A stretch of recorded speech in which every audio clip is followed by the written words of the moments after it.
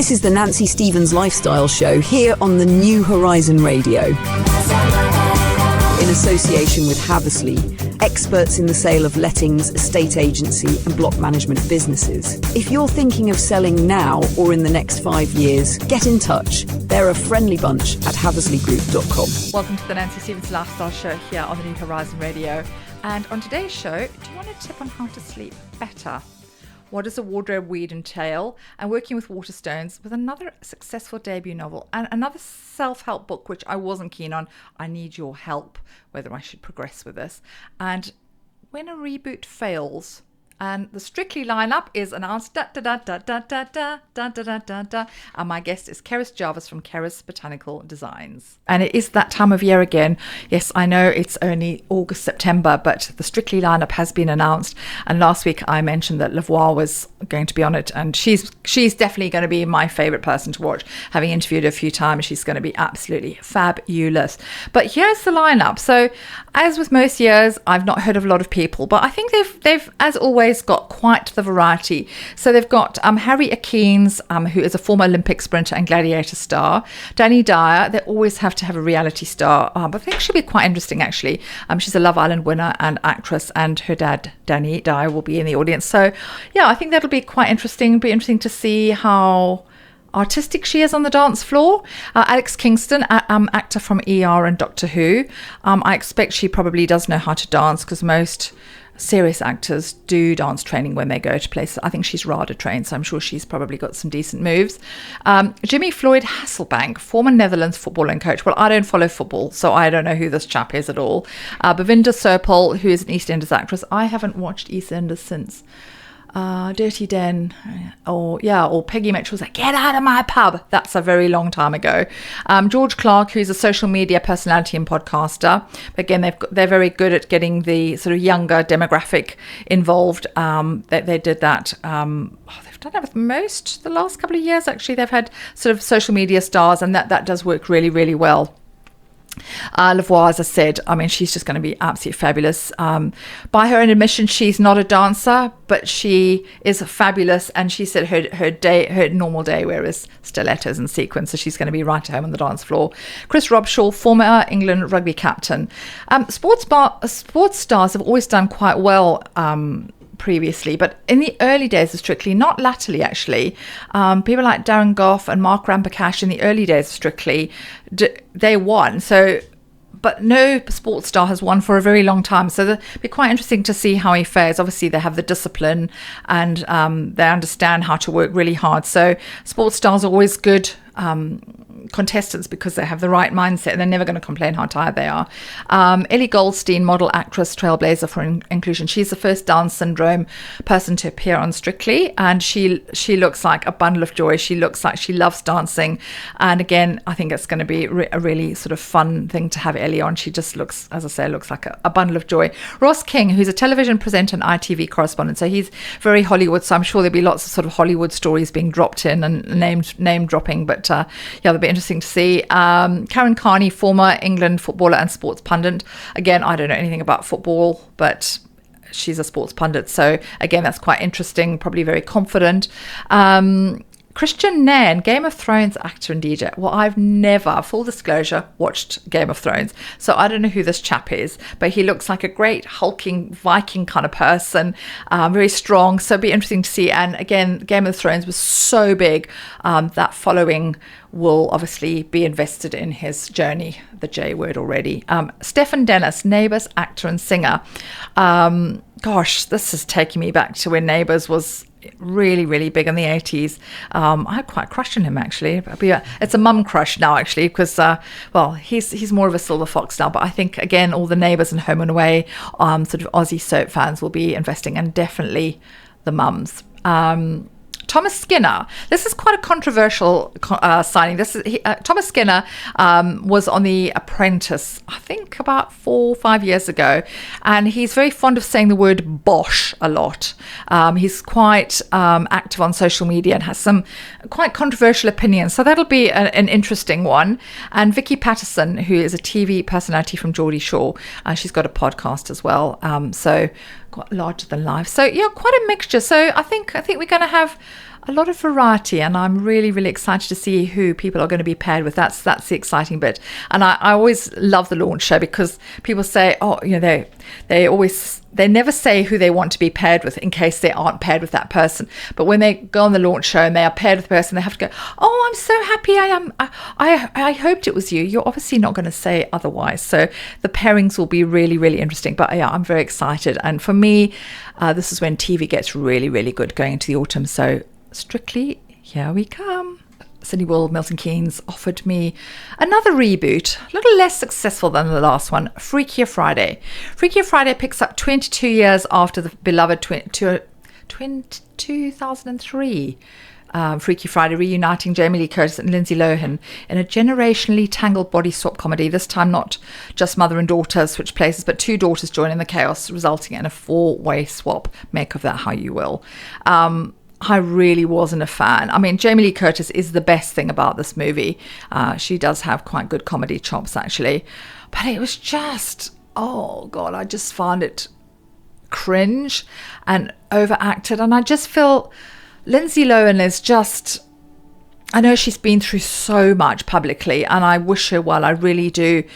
But she just is not brilliant at acting. She has the big name draw. She obviously does. But this movie will appeal to 15-year-old girls.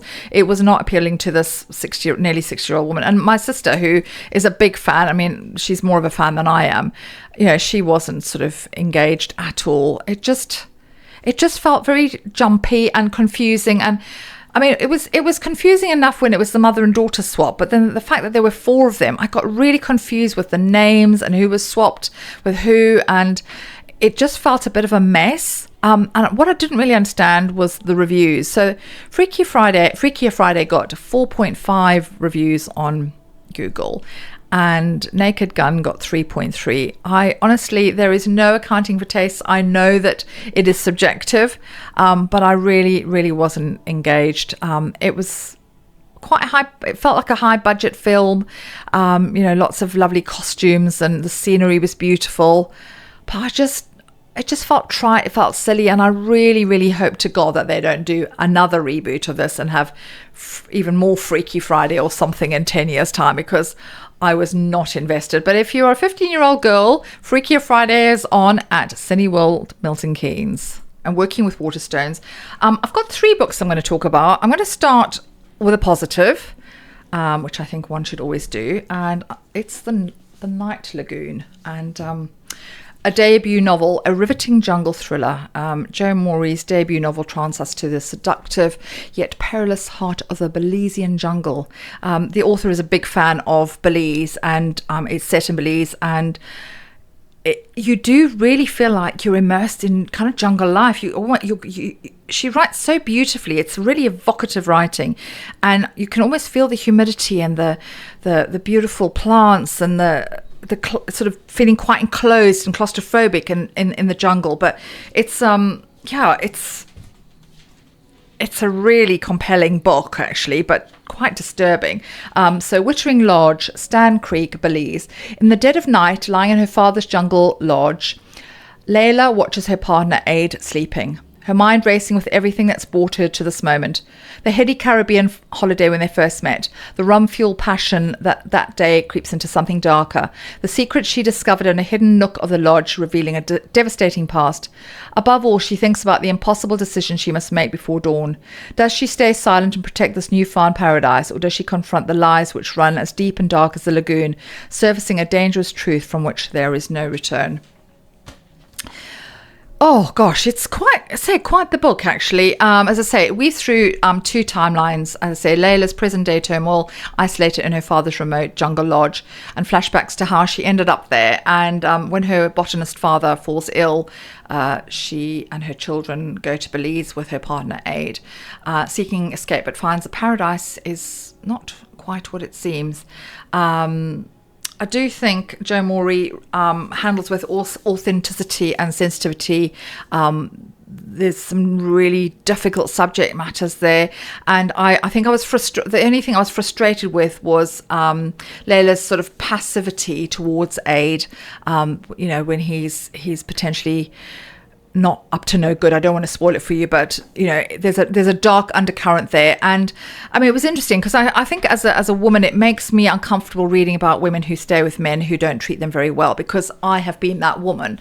And you stay because you think things are going to get better. You stay because you love that person, or you say, oh, tomorrow it'll be different. But he is drinking. And again, this is something, unfortunately, I can relate to. If tomorrow when he's sober, I'll talk to him. And, unfortunately, I can relate to that with my ex-partner, being an alcoholic, and seeing the sort of the effect that alcohol has on relationships is absolutely devastating. So I think I find, as I say, the fact that she didn't do quickly enough regarding the way that he was treating her was frustrating. But when there's children involved, even though they're not his kids, he was sort of like a stepdad to them. It was, I don't know, I was just frustrated. I was like, come on, girl, get your act together. But a lot of gaslighting going on. And again, when you're in that situation, you think, God, is it me? Did this actually happen? And she's got a hearing loss, which was caused by her previous husband who pushed her over, and she has to wear hearing aids, and her hearing aids mysteriously keep being turned off or not charged. And then she can't hear, and then she makes mistakes, and then she's told that she's crazy, and it's really quite dark, but dark in so many ways, not just dark in the fact it's in the jungle, but dark as in the relationship as well. But these moments create a palpable sense of isolation and heighten the tension, grounding the psychological thriller in emotional realism. And I do feel that this is I feel very lucky that the last few books I've read, the debut novels, have been absolutely cracking. So this is The Night Lagoon by Jo Morey, available at Waterstones, Milton Keynes.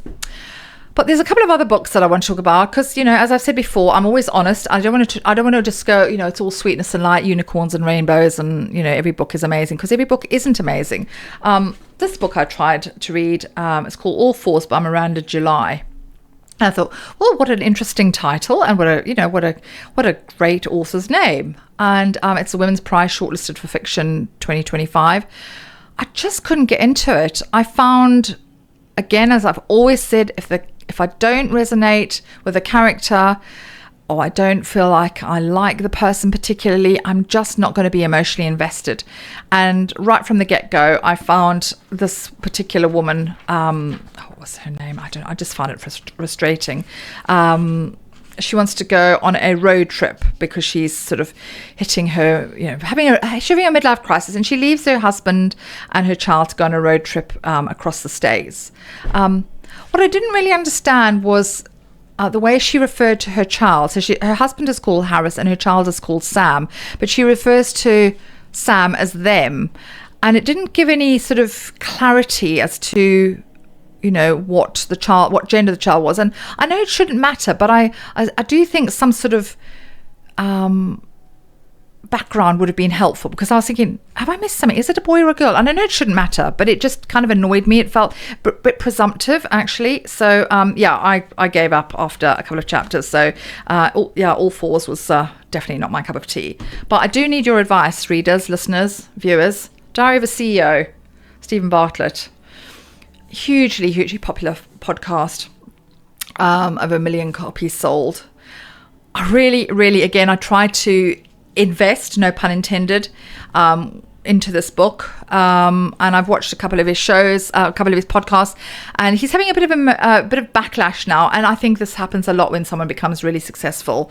Inevitably, people are saying some of the stuff that he's saying is not necessarily true, and there's some kickback about, I don't really know what it is, but he's hugely successful. But and we all know how successful he is. He was, he's a multimillionaire by the time he was 30, and he was on Dragon's Den, and he's done incredible things. But it felt very much like, when I was reading it, I've done X, Y, Z, and I've done this, and I've set up this company, and I've interviewed these people. It felt like a long list of things that he'd done, which is great. We know you're successful, but I just felt I wanted him to be imparting advice to people like me, the ordinary person, and I know he's a CEO, and I have no desire to be CEO of, any particularly mad big companies or anything like that.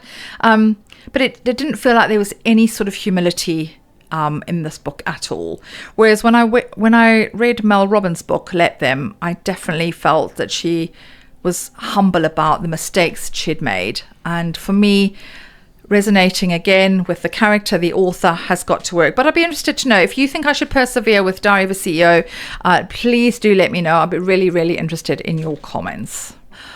I get so much from my guests. I get so much useful information, and I want to just feed back. Firstly, when I had Shalom Lloyd last week from Naturally Tiwa, she very kindly gifted me some products, and I have used the sort of like a hair mask, a hair treatment today. And I have to say, don't you think, Chris, my hair was looking a bit bouncier? It was really flat last week, and I was really despairing. But today it's I swam yesterday and I did what I always do, and today it's feeling good. So I'm really impressed. I like to troubleshoot because she gave me a shampoo, and she also gave me the sort of hair treatment, which I use. So I want to see how the mask went, and then I'm going to obviously see how the shampoo goes separately. But I want Elsa, who was on my show 2 weeks ago, we talked about sleep, and I was absolutely hanging. I was really feeling really, really ropey that week. And for a long time, my sleep had been incredibly poor. And Benji has been saying to me for months, Mum, please don't sleep with your phone in the bedroom. And then Elsa said exactly the same thing. And sometimes I need more than one grown-up to tell me what to do, and I might actually listen, even though all the science says don't have blue light in your room. So this not having the phone in the bedroom has been an absolute game changer for me. I cannot tell you. It feels really weird because when I've been sort of, my phone's next to me on the couch at night and I've finished watching telly or I've read a book, whatever, automatically want to pick up my phone and take it up to bed. And I think, no, leave it downstairs. And it does, honestly, the first couple of days I felt quite traumatized. I was sort of, it's a security blanket of leaving your phone behind because we're so surgically attached to our phones. And it felt really, really uncomfortable. And it still feels a bit weird going up without. I do feel like I've got I've had a limb amputated. I know that sounds very dramatic, but the amount of time that I was spending scrolling in bed, or I'd do a quick email, or have a little look at Instagram, or look at algorithms or analytics or whatever, it just was really unhelpful. But for me, it wasn't so much about that. It was about the fact that the content that I was listening to at night would be sort of like money mindset, trying to change my money mindset and get the sort of money mindset podcast to work with my subconscious. But all it was doing was creating massive anxiety in my head. And then obviously when the podcast ended, I'd have to switch my phone on again and put another one on. So that was waking me up. And having the blue light next to the bed was just absolutely horrendous. And I'm pleased to tell you that apart from last night when my cat was, let's say, had an upset tummy on my bed, which was disgusting, I have slept the best I have slept in absolutely years. So I would urge you, if you are particularly menopausal and really struggling with insomnia, do not take your phone into the bedroom. It is a game changer. It will feel very weird. It's like ripping a plaster off.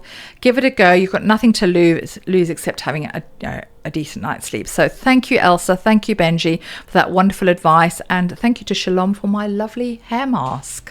And stay tuned. Coming up, I have got an amazing guest, Cerus. I want to keep saying Cerus Matthews. Cerus Jarvis from Cerus Botanical Designs is coming up. And we're going to be talking about silk flowers and all things creative and colourful. But I just wanted to tell you, we'll talk about a wardrobe weed. Do you know what a wardrobe weed is? I've been talking about this. I've talked about this on my show a couple of times, actually. And people still don't really sort of understand what a wardrobe weed is. And I had a client a couple of weeks ago, and she sort of thought she needed it, but she wasn't sure because she said, she didn't have many clothes. She had quite a small wardrobe. So we did a video call, which basically means I can sort of get to know the customer and have a look and see how many clothes the customer has on in her wardrobe, and then I can ascertain how long it's going to take to do the wardrobe weed. But I think for her, I'm just going to call her Charlotte to sort of protect her privacy, really, because by her own admission, she'd put on an awful lot of weight.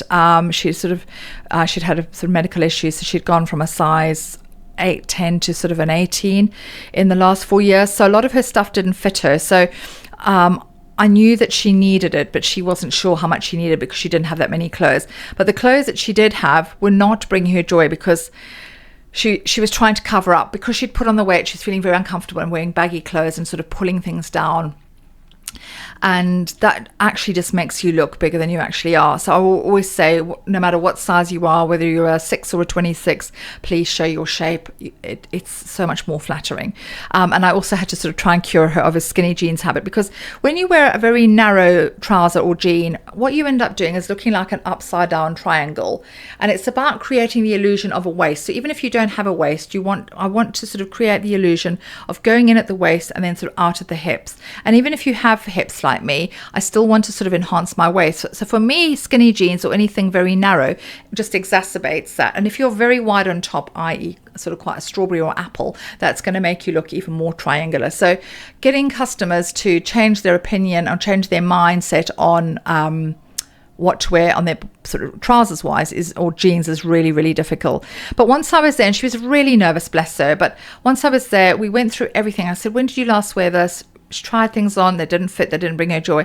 I didn't throw loads away, but everything that I did throw away, she knew that it wasn't bringing her joy, that they didn't fit her, that they weren't making her feel amazing.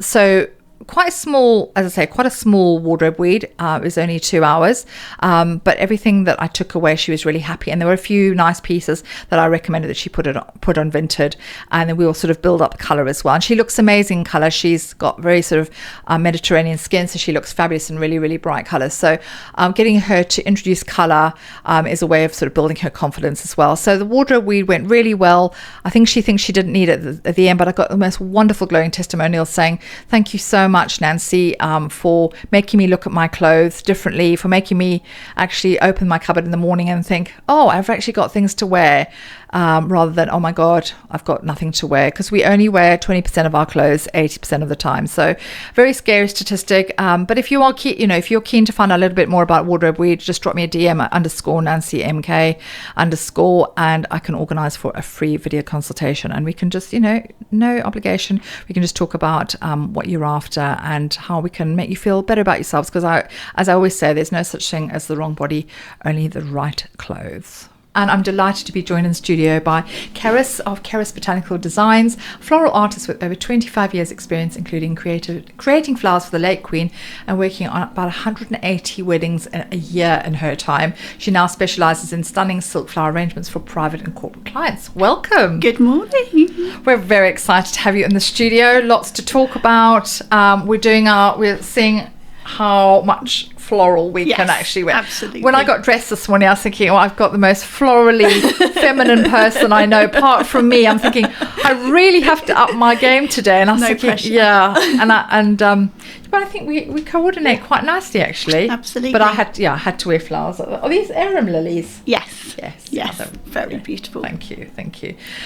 So lovely. I've done one of your amazing workshops, which we'll talk about in a minute, but I just want to talk about the joy that you bring, because when I walked into your workshop, I actually cried.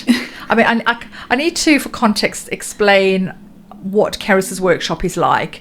It is literally my idea of paradise, because it's like a little Aladdin's cave. It's just feathers and jewels and silk flowers, and it's just so colourful. And I actually shed a tear, and that's you just cannot underestimate the joy that colour and pretty things can bring, can you? No, I mean, I think that's the amazing thing about it's my little log cabin in the middle of 75 acres of woodland, and what I want people to do is just come through the gate, come into the workshop and just forget about everything, and you just literally see people breathe and relax as they come in, and it has that amazing feeling of just calm and beauty around it, and it's just like being in a sweet shop, but a floral sweet shop, a pick and mix where you can just play with all sorts of beautiful things. Honestly, it is so beautiful and so overwhelming, but in a good way. I mean, I kind of went into sensory overload, because I was like, oh my God, I've never actually been anywhere like this. As someone who's a dopamine dresser and someone who loves colour, I was like, I feel like I've come home. It was just so overwhelming, but in such a wonderful way. And I just need to show what I made, actually. I'm just going to show this beautiful wreath.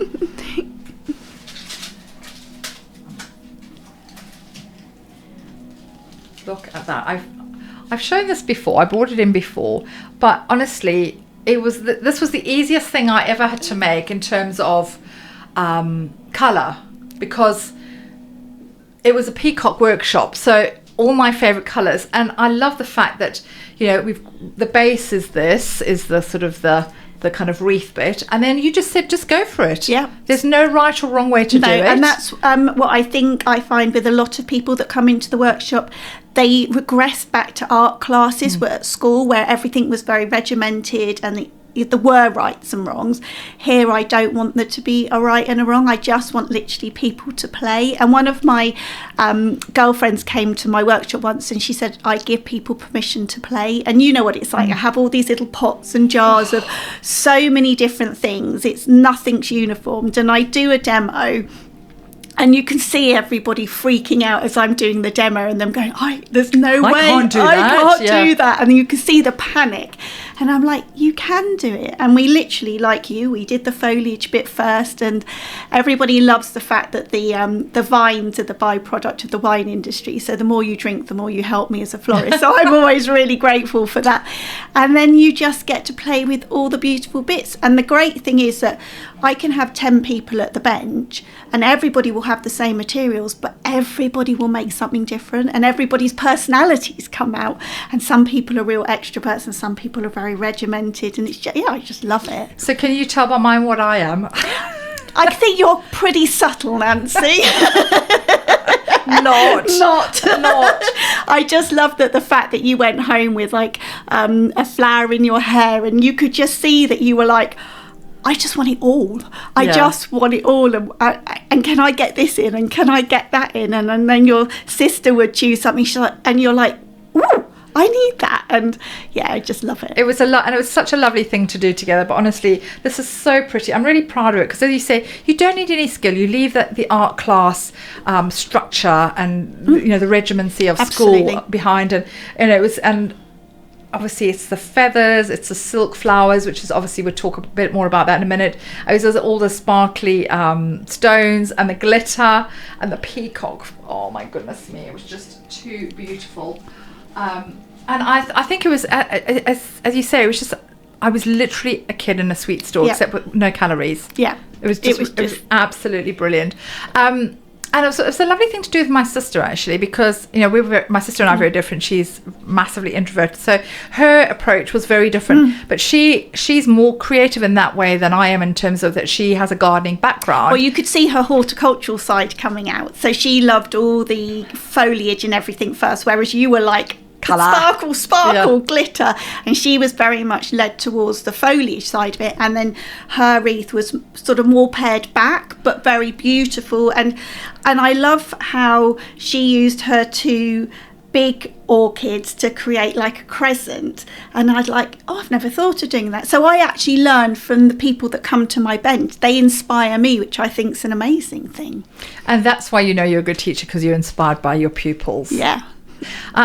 I wanted to talk to you about how you got into this, because I can't imagine you doing anything else. So what was life like before flowers? So life started off being a really dyslexic ADHD little girl and going off to boarding school down in Ramsgate at the age of 10.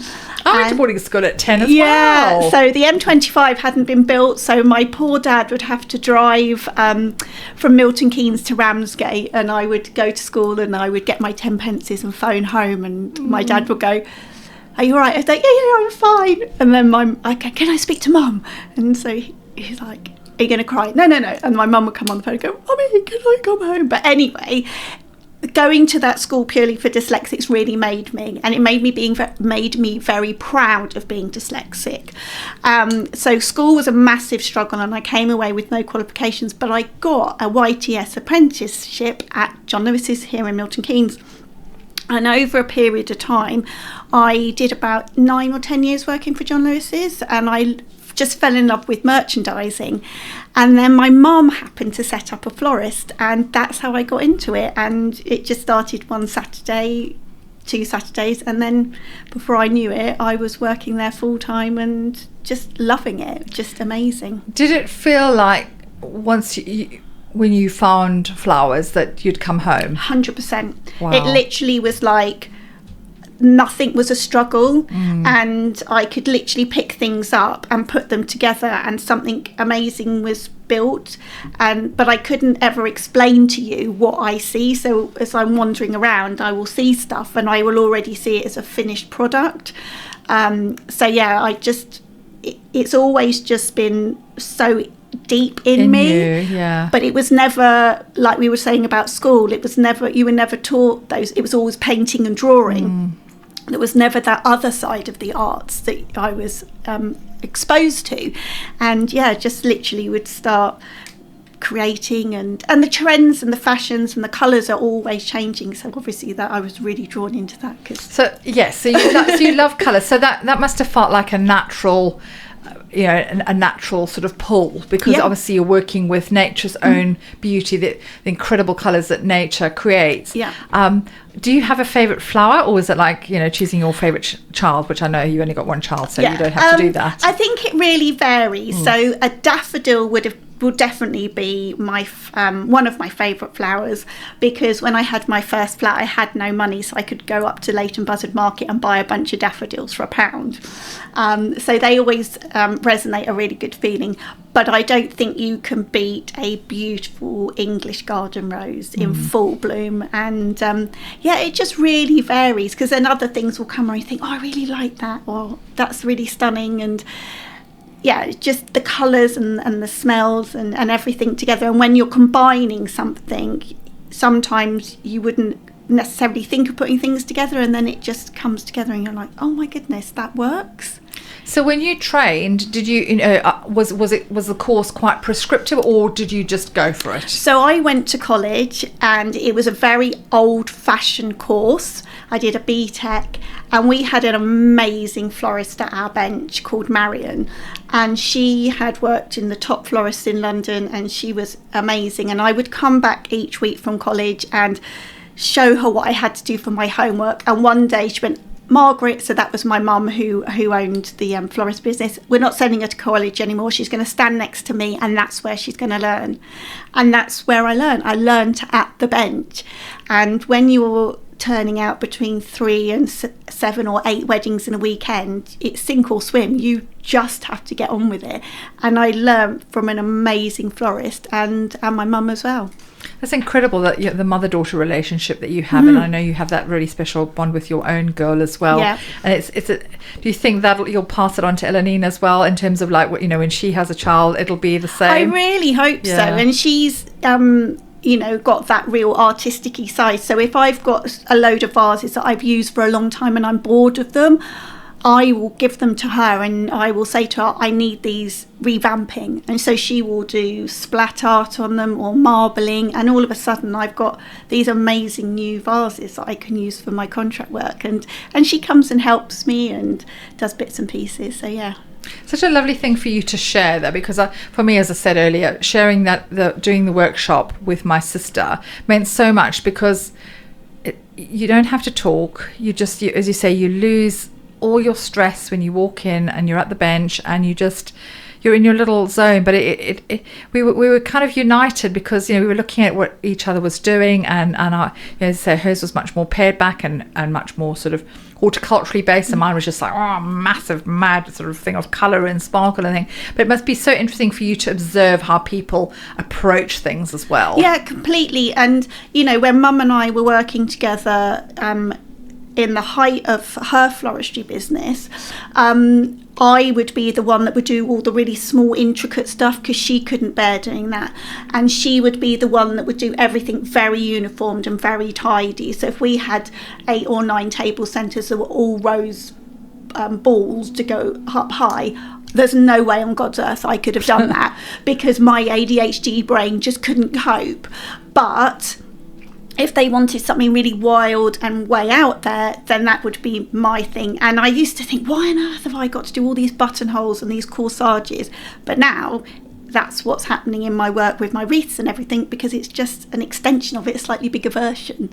So each person definitely had their own field within the workbench, and that's how it works really well. It's so interesting, I say, watching people's personalities change, because it is the most relaxing, one of the most relaxing things I've ever done. It should be available on the NHS. It should be. And Cerus, we were talking off air about our love of fashion and our love of colour, and what we both do obviously is all about bringing joy to ourselves and to others. But what I'm saying to you, I've noticed lately how much you are blossoming with fashion, and I mean, you've got such an incredible style anyway. I mean, just super stylish, but the two go hand in hand. I mean, the whole creative thing is they're all happy bedfellows, aren't they? 100%. I think if you just feed everything from your soul, then it just resonates out. And even when I'm taking a contract of silk flowers apart, I will be making it into a hand tie or into something. So I'm always creating, and I do the same with the clothes I wear. So yesterday I had this amazing necklace, and I thought, God, I really want to wear that necklace. And then my whole outfit came together through the necklace. And like you, I am a lover of emerald green. It is my corporate colour, and it is my go-to colour. So it really lifts me, and it makes me feel like I'm in a really good place when I wear it. I don't think we can underestimate the dopamine hit that you get from colour and wearing amazing clothes. And you know, that's why I love what I do, and that's why you love what you do, because it is about bringing so much joy. And if you're wearing the right clothes, it will set you up for the day. It will make you feel empowered and amazing, but it's how other people respond to you. That's the fascinating thing, isn't it? That's so fascinating. So I'm a massive thrifter, so I love thrifting all sorts of things. That's handy that you live in thrift. Yeah. What is it? Yeah. So yeah, homeware, fashion, jewellery, anything. And that gives me a massive hit if I've got something amazing that I've thrifted. But the amount of people, the more confident I've got in my own style, the more people who come up to me on a daily basis and say, I love your glasses, or where did you get your dress from? And I don't do it for that, but it's just that recognition is beautiful. They've always said it about my floristry work, but now I'm incorporating that into my lifestyle. I mean, I think I see you as such a fashion icon, because you out of everybody I know, you have got an incredible style, with your glasses. And tell us about your glasses, because this is your trademark. You're like a young version of Prue Leaf, but without the cooking. So I used to wear varifocals, and just got to the point where I just couldn't wear them. They were really aggravating me. And I thought, I can't afford new varifocals. They're so expensive, They aren't are ridiculously expensive. And I often, and being at the workworkbench was really hard, because my eyes were going constantly all over the place. So I just went into somewhere and just bought a really cheap pair of readers, and all of a sudden I was like, right, I've got a pair of readers for working at the bench and a pair of readers to wear generally, and that's all I have. So at home I've got a velvet coat hanger, and all of my glasses are lined up there. They're all cheap readers, but now they have to be big, they have to be bright, they create a statement. And if I then have to take them off, I'm like, oh my goodness. And also the other thing is, by wearing glasses, it's given me massive confidence. Interesting. Because I feel like it's a barrier. A barrier from anything. So if I take my glasses off, I feel more exposed. I get that. Yeah. And if I put my glasses on, then I just feel that there's something there before me. No, I absolutely get that. I do. I wear varifocals, and they are crazy expensive. I've got this pair which I wear when I'm filming, because then, but you encourage me now, because my other pair are statementy. They're sort of blue, and they're sort of greens and purples. But I ironically, even though I'm confident, I feel like that's all you're looking at is my glasses. Whereas when I see you, I just think your whole outfit is just amazing, and you're so coordinated. So I'm going to take inspiration from you and wear my biggest specs, because they are a lovely colour, and they're quite statementy as well. Well, I met an amazing lady the other day. I've met her a couple of times, and she's been a widow for 40 years. And we were having this conversation, and she just bought these phenomenal glasses in France, and she just looked amazing. And she gave me the best tip. She said to me, my darling, every night before you go to bed, just put on a little bit of perfume for nobody else but yourself. And for about the last 6 or 8 months, that's what I've done. Just a little bit of perfume at night before you go to bed, and you're just doing it for you, and just building your inner confidence and your inner strength. And I think again, confidence is something that we've both had battered somewhat over the last few years in less than happy relationships. And again, it's about finding yourself. And again, we both, it resonates for both of us. People say, I love what you're wearing, you're so brave. And I'm not brave. To me, bravery is jumping off a mountain or enduring rounds of chemo. Wearing colourful clothes is not brave. It's about empowering and making you feel better and not wanting to fade into the background. 100%. And I think if you dress really nicely, people are attracted to you. Perceive you in a different way. I think they're more confident to walk up to you and say, how do I phone such and such, or you look really nice. And I think it's just a really lovely thing, and I think we should all feel brave to just put on a little bit of colour, even if it starts with a bright lipstick. Or you're like me, I always have my nails painted. And it doesn't have to cost a fortune to wear amazing things. You just have to be brave, and nobody else cares. That's what I was saying to you earlier on. I used to always worry about what other people would think. Nobody else cares. Just go for it. Yeah, you do you, because as you say, everyone else is too busy worrying about themselves. And also, I think as women, and I talked to my guest last week, Shalom Lloyd, about women empowering other women. I don't think we do it enough. We say we do, but we don't. But I will always, if I see someone wearing something unusual or striking or whatever, or someone's got lovely hair or an amazing coat, always go out of my way to say, I love what you're wearing. And it's so wonderful to see the reaction, because I'm not doing it to get a compliment back. That's not my MO at all. But to see a woman go, thank you, or because someone could be having a really bad day and you can say, oh my God, you look amazing, and that could brighten their whole day. 100%. And those kind words to say, you look amazing, I love your hair, I love your coat, your dress, or your shoes. It's we need to do it more. And also, it then gives that person the confidence to do it again. Yes. And maybe even at 5% better the next time, and then it just keeps building it and building it and building it. So that's true, because if a complete stranger is saying to you, oh my God, you look amazing, imagine what your friends are thinking in a good way. And absolutely. Absolutely. Tell me about some of your corporate clients, and you've had and your big claim to fame is doing flowers for the Queen. Wow, tell us about that. That sounds exciting. So quite a long time ago, she was invited up to Stowe School to open the girls' boarding house, and they also did a luncheon banquet for her. So we were asked, because we were the in-house florist for Stowe School, to actually do all the flowers for her luncheon.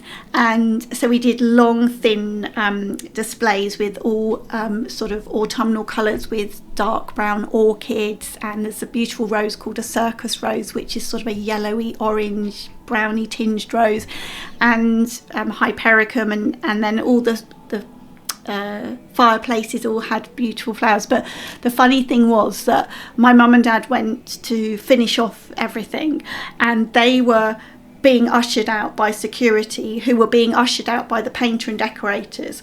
So my mum always says the poor Queen probably only ever smelt fresh paint wherever she went, because everything was painted.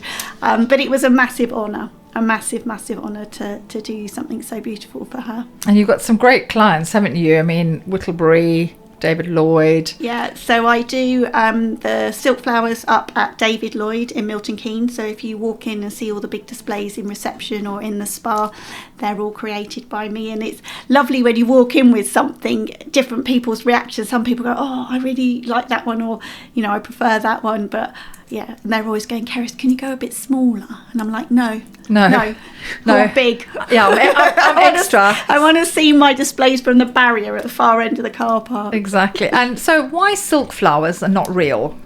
So before the pandemic, I only ever worked in fresh flowers, and I really sort of poo-pooed the silk flower side. It was very much a Marmite. You either loved them or you hated them.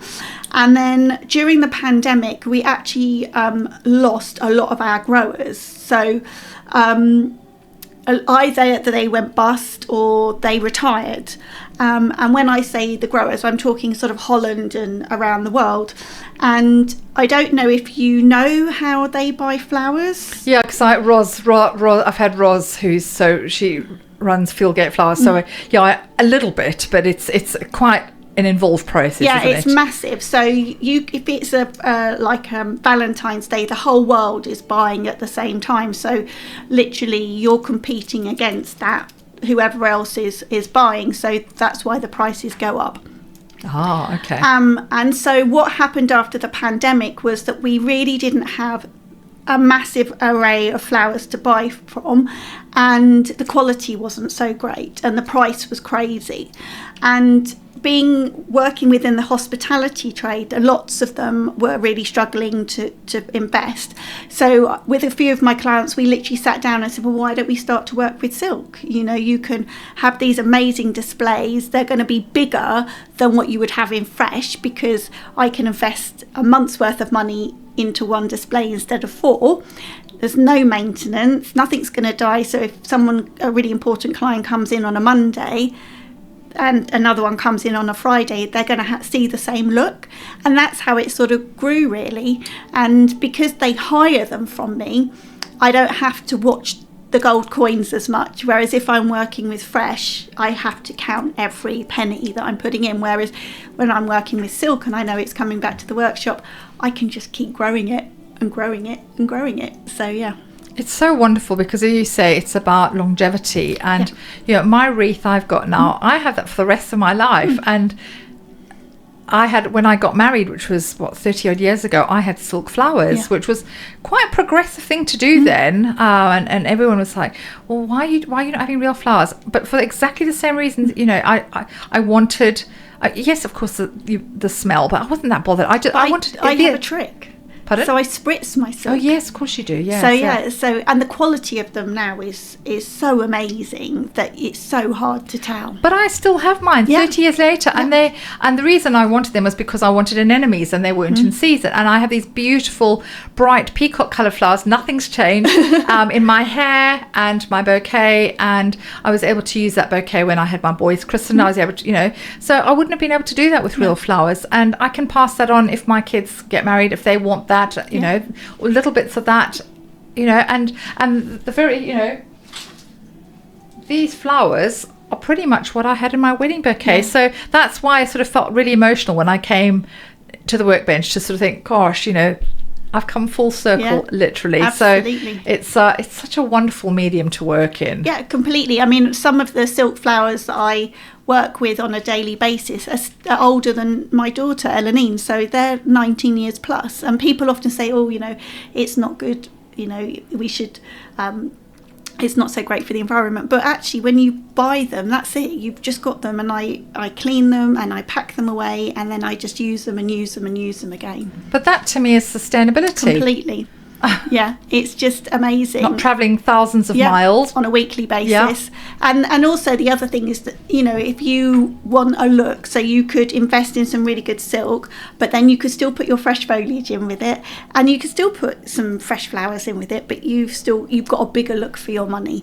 Absolutely, we're all about that, you know, again, having a little, you know, more bang for your buck. Yeah. So we're going to talk about your workshops coming up. Coming to the end of the show, boo-hoo. We say this every week, it goes so quickly. You're going to your busy season now, you've got some incredible workshops coming up, cacao ceremony and affirmation wall art with the amazing Donna Moore. I love her. Isn't she the most beautiful person? She's fabulous. Yeah, we have a lot of fun together, a lot of laughing. So yeah, she's a very, very special person. And then you've got Fruits of the Forest hand tie workshops, and then the autumn wreath ones for October. Yeah. Is that with all the pumpkins and all those? Yeah, so that's all of the burnt orange colours. So there'll be pumpkins, there'll be lots of things that I've foraged. So there'll probably be conkers and acorns and teasel heads and just all of those beautiful things. And it's really weird because I love working with the autumn colours. I'd never have the autumn colours in my house, and I'd never wear the autumn colours. Same as me. But when I create with the autumn flowers, I just love them. It's all those flame colours. They just have that passion and fire, and there's something amazing with them. It's interesting, as you say, you wouldn't have, you know, same here, I wouldn't wear those colours. They're not in my home. My home is turquoises and pinks and brights. But yeah, it's such a they're going to be beautiful wreaths to make, aren't they? They're going to be so much fun, and I literally gather stuff all the time. So I have a section in the workshop which is just all autumnal stuff, and I have drawers and drawers and drawers of bits and pieces and little things that you can play with, and I just can't resist it. That's the only reason I have the business, is to justify buying all the bits and pieces that I then want people to come and play with, because I'll see something, I go, oh my God, they'd love that in the workshop. I know, and now as you get to know your clients, you know who will come to certain workshops and who will want certain things. So I know when you come, it's got to be peacock feathers, it's got to be gold glitter, it's got to be bright colour. Yes, yeah. So the cacao ceremony with Donna, though, that's quite special. What's that going to be entailing? So Donna will lead the spiritual side of it. So we'll have a women's circle, and everyone will have their cacao, and probably some movement, and then we're going to make affirmation wall art. So that's where you get go and get beautiful branches of wood, and you have ribbons and crystals and flowers and feathers all hanging off of it, and then we're going to lay a load of affirmation cards face down, and then whatever card you're drawn to will be your affirmation. So it might be reach for the moon, or embrace yourself, or something like that, and then you put it onto your wall art, and then you take your wall art home and hang it up at home. And then at the end of the time that we've got together, Donna will lead a sound bath and heaven. Bliss. So it's just another way of stepping out of normality, stepping out of day-to-day life, and just investing in yourself and just breathing. And all these dates are going to be on your website. Yeah, so everything's on our Facebook page and our website. So and then if not, just message me and have a chat. We'll put those on the socials. And then obviously we can start talking about Christmas now, because I know, does that fill you with dread or joy, or a bit of both? I think a bit of both. I've already had people booking onto the Christmas workshops. It's a bit like a bullet train, a really fast bullet train coming towards me. But it's so much fun. So I have people book on private workshops. So they'll get a group of friends together, and they'll come with their bottle of Prosecco and their nibbles and have a private one. And then I have other ones that are open to anybody coming along. And everybody initially gets a bag of goodies. So it has cones and oranges and cinnamon sticks and lotus heads.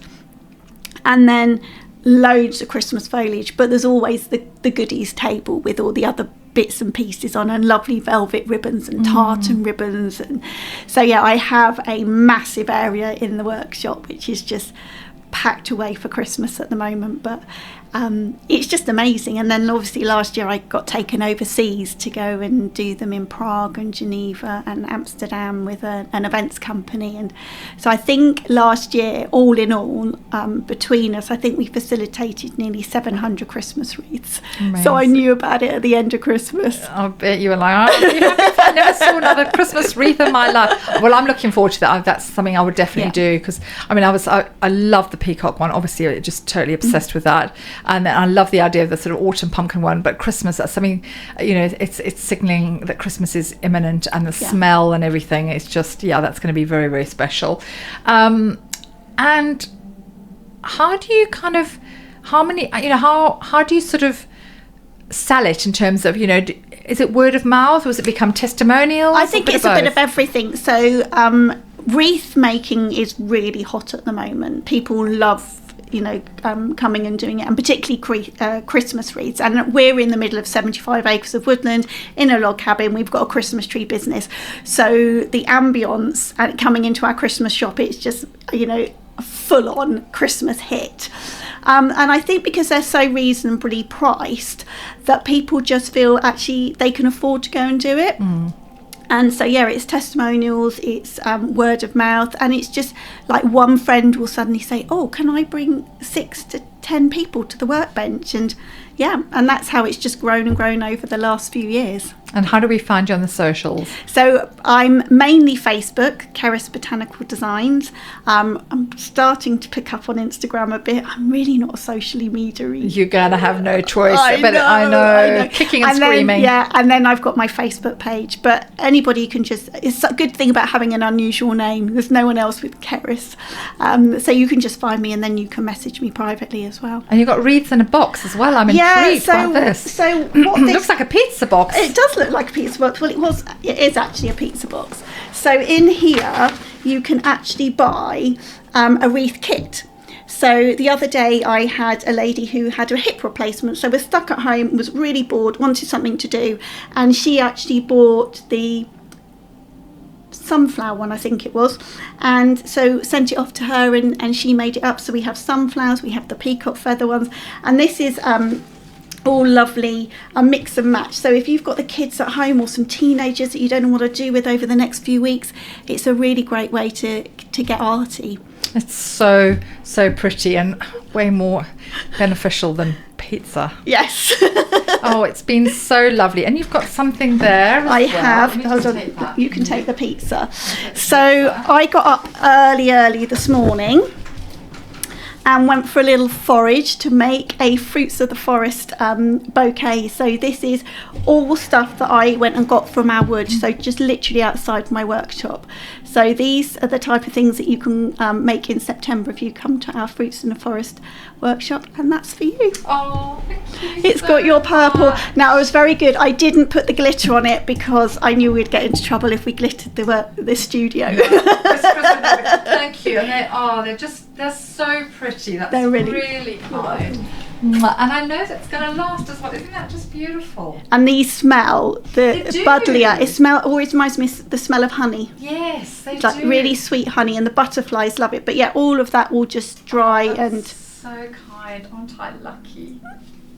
Thank you so much. That's really, really kind of you. You're welcome. Pleasure.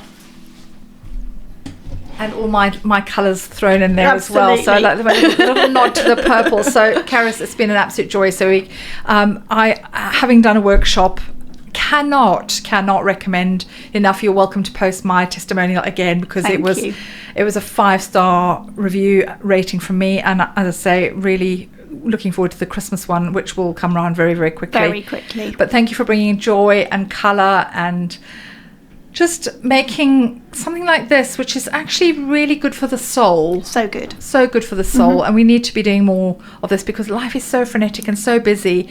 And as you said, something like doing a workshop is not expensive, and it's wonderful. A couple of hours at the bench, creating your own wreath. It's just, I cannot recommend it enough. And I think also that the amount of people that come to the workbench on their own, who leave with a friend, you know, and people share at the workbench, and that's a massive honour for me. Yeah, so. It's quite intimate because really intimate. No, thank you so much. Well, I've really enjoyed the show. Thank you so much for being an amazing guest.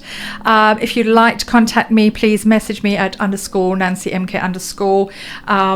I'm so grateful to those who listen, follow and like and review. Please continue to do that, whether it's on whatever your platform is, whether you are old school radio, Spotify or YouTube. This is the Nancy Stevens Lifestyle Show. Have an amazing week.